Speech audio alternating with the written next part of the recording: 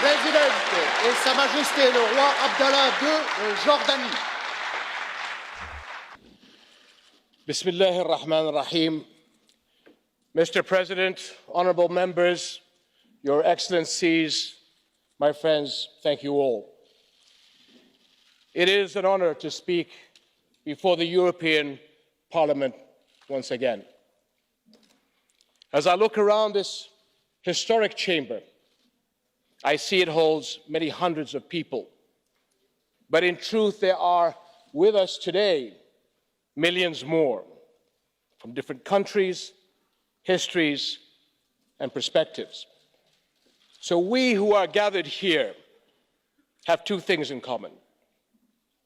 First is our responsibility to these millions, the people who have entrusted us with their hopes and fears. And second, we are all very fortunate, for a life spent in the service of others is a life fully lived.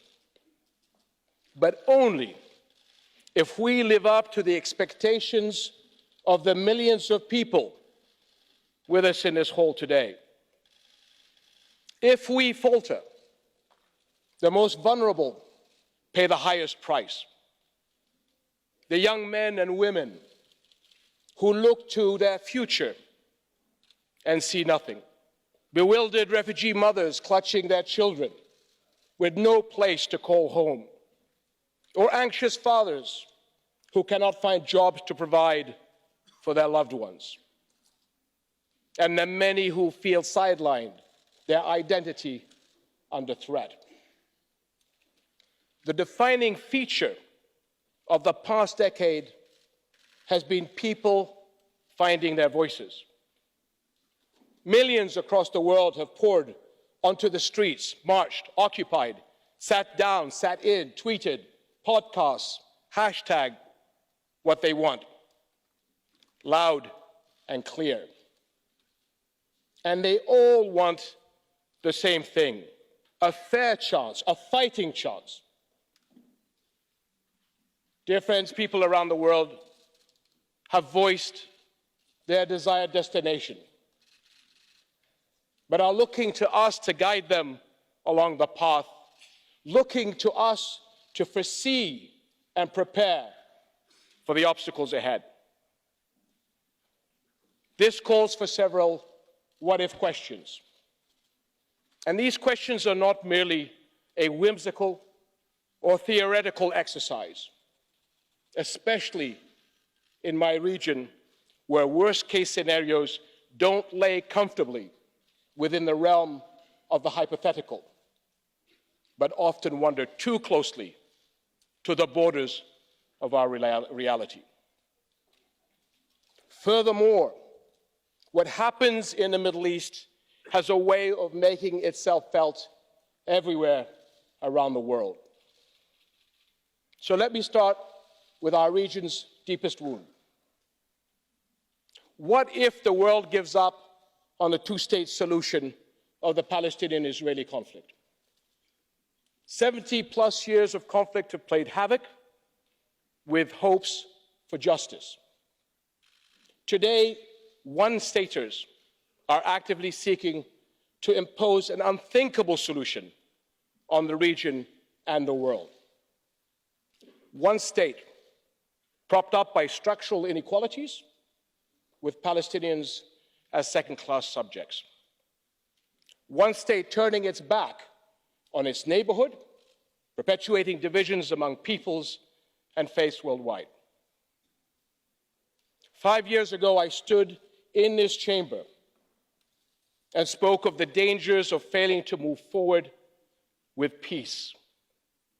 And today, I must say frankly that the dangers have grown.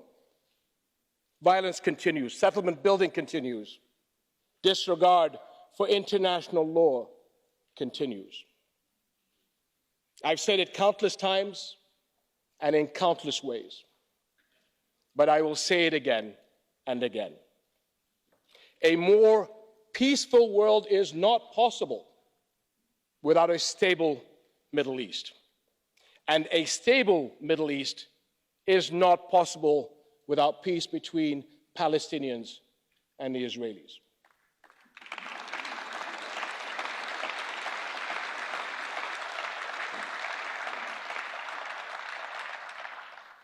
What if Jerusalem, a city that is close to my heart personally and of great historic significance to my family, remains disputed? Can we afford to rob Christians and Muslims alike of the spirituality, peace, and coexistence that this city symbolizes, and instead allow it to descend into political conflict? Now, fast forward to the most recent standoff between the United States and Iran. What if next time neither side steps away from the brink, dragging us all towards untold chaos? An all-out war jeopardizes the stability of the entire region. What's more, it risks massive disruptions of the entire global economy, including markets, but threatens a resurgence of terrorism across the world. And I ask you another what if. What if Iraq fails to realize the potential and aspirations of its people and slips back into an erratic 17-year cycle of recovery and relapse? Or worse yet, conflict. Iraq is home to 12% of the world's proven oil reserves. But more importantly, it is home to over 40 million people who have suffered through 4 decades of war, crippling sanctions, occupation, sectarian conflict, and the terror of ISIS. Today, their future rests on a fragile peace. And I, for one, will not abandon our brothers and sisters there. Now, what if Syria remains hostage to global rivalries and spirals back into civil conflict? What if we see a reemergence of ISIS and Syria becomes a staging ground for attacks against the rest of the world? Syria may be out of the headlines, with its suffering out of sight and out of mind. But the crisis is far from over. Over the past 9 months, more than 500,000 people have been displaced, many of them already refugees. Do any of us in this hall want to see another Syrian refugee crisis unfold with all its horror and heartbreak? Or another innocent child washed up upon your shores? And I know I speak for everyone here when I say absolutely not.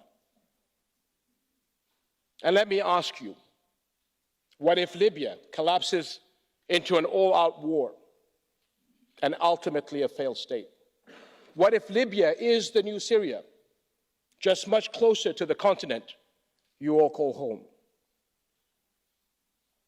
And let me say again, what if Arab governments fail to create the more than 60 million jobs our youth will need in the coming decade?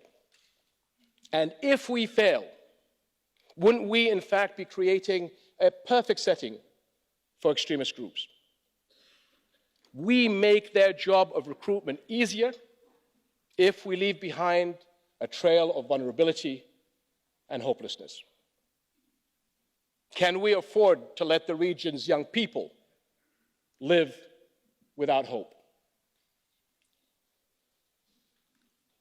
My friends, let this reflection upon what if scenarios be a productive exercise, one that can preempt countless tragedies and safeguard our people along their journey. My faith in God reinforces my optimism and my belief in the strength and resilience of humanity. There is always a better and much more united version of us around every corner. The Holy Quran teaches us that those who enduring patience and put their trust in their Lord will enjoy the greatest rewards. Patience is hard in a world that never seems to slow down, where people make split-second decisions and expect instantaneous results. Leadership. Leadership, however, demands the very opposite: reflection, wisdom, and the long view. More than ever, we need patient politics, because we all have a responsibility to safeguard our people's long-term interests and welfare, to react to rapidly unfolding events with measured responses, not knee-jerk reactions. Because politics is not a game where the fastest win. Sometimes the faster we go, the further away we end up from the finish line. My father, the late King Hussein, taught me that peacemaking is always the harder but the higher path. And a tough road is best walked with our friends. Friends like you and the people of Europe, so that together we can reach the future that both our peoples aspire for and that they and our whole world deserve. Thank you very much.